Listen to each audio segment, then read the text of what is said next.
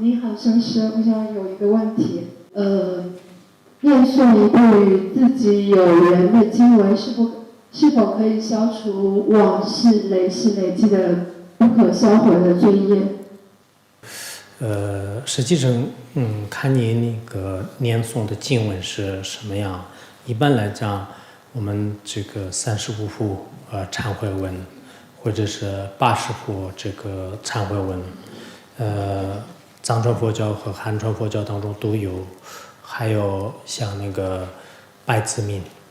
拜子名的话，藏传佛教当中也有，唐密的那个大藏经当中也有，就是叫拜子赞，就是拜子赞颂的赞，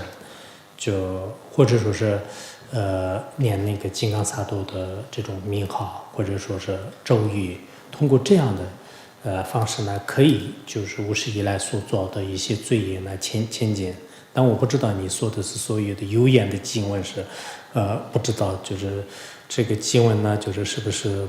不能说的个别的你自己特别喜欢的，所以这个我不太清楚。一般我们普通的就大家公认的这些经文的话呢，都会让忏尽就是我们的这个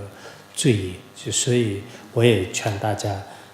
我们每个人可能会多多少少就是做了很多的一些不合理的事情吧，就是应该通过